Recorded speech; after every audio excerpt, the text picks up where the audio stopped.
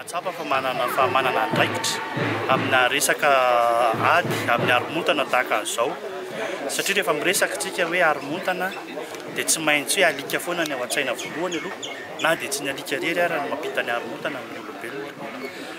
Zahay moa manana alika voakarakara daholo amin'ny resaka fahasalamana dia nanapa-kevitra koa izay hanentana ny olona mba hiaraka hiady amin'ny haromontana satria io ady io tsy natao hampity alika rery fa na olona tsy tia alika ary matetika ny olona tsy tia alika ny tena lanin'ny alika sy voan'ny haromontana rehefa avy eo. Dia zay izay zavatra misy zay mahatonga anay mahatsapa tena fa tena manana andraikitra iresahana izay sy anentanana ny mpiara-belona aminay koa. Misy firy nareo mpikambana amin'izay tia alika dia inona ny objectif? Ny mpikambana aminay moa zany aloha zany ao andinina 507,000.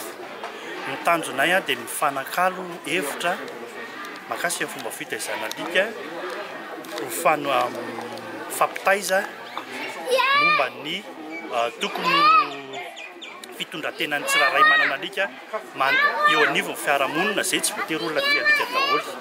Izay zany aloha no tanjonay. Ankoatran'izay dia ny fanatsarana ny rasina alika rehetra misy eto Madagasikara. Ankoatran'izay aiza hoe tsy mifanitanao ny fitiavan'ny malagasy alika amin'izao? Malagasy aloha efa tia alika foana hatramin'izay.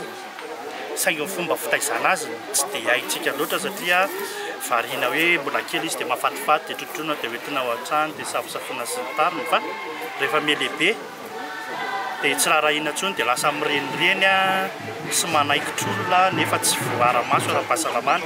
Dia izay dia efa antony anankiray mety hisy risika hanitatra an'ilay resaka haromontana. Alika zany dia ohatran'ny zava-manana rehetrarehetra ihany izy mety marary, misy karazany maro ny aretina mety mahazo azy ohatra. Rehefa tsy mampandronao izy dia tratran'ny aretin-koditra iny atao eczema iny. Dia mila zany ianao rehefa tratran'izay izy dia tokony tsaboina hoe tsaboina arak'izay fanandrify azy zay. Dia eo resendra hoe diso be loatra sakafo nomenao azy na tokony mety nihinana maloto hoe zavatra latsaka teny amin'ny tany izy dia mety tratran'ny aretin-kibo ihany koa izy amin'izay fotoan'izay. Dia mila koa anao zany mitsabo arak'izay mahavoany aretin-kibo azy zay.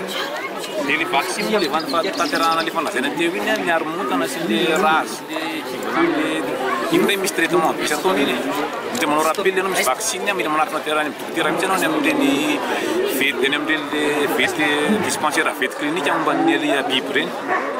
Dia eo anao zany mahita araka ny fandaminanao hoe misy kary ny ara-dalàna mazava tsara izikanao amin'ny zavatra izay satria ny dokotera mandanjara mahafantatra ny zavatra iny amin'izao ny fanaovana an'ity vaksiny ity eto ny rappelany dia milamina tsara ianao amin'ny resaka vaksiny izay. Izay zany hoe mety ambangovango tsotra momban'ilay aretina zany fa mety azo mety mibetabe ny aretina mety hipetaka raha amin'io. Ohatra izy sendra miady tampoka izy mipetrika ianao dia miady izy ohatr'izany dia efa iny dia efa aretina hafa indray iny zany tsaboina araka ny mila manao traitement iny koa na pansement sasisy. Fa mila fitandremana be amin'ny alika fa miankina amin'ny zava-misy zany araka ny toetrandro sy ny zavatra mety azo azy no hitsaboinao azy zany. Dia efa milamina be dia efa mandeha daholo. Lanjalanjana daholo na sakafo hohaniny zany na ny fiaraha-miaina amin'ny biby hafa sy ny zavatra mety accident mety hoe ho tapaka ny alika azo tao tsara mihitsy mitsabony dia tapaka ny alika satria tapaka ny alika dia hoe vitany aminy zany fa hitany amin'ny dokotera koa izy amin'ny fotoana dia mety dokotera plâtre asiana plâtre koa ny alika dia miverina normal ny tany zany rehefa avy eo dia mana alika amin'ny forme tsara ianao.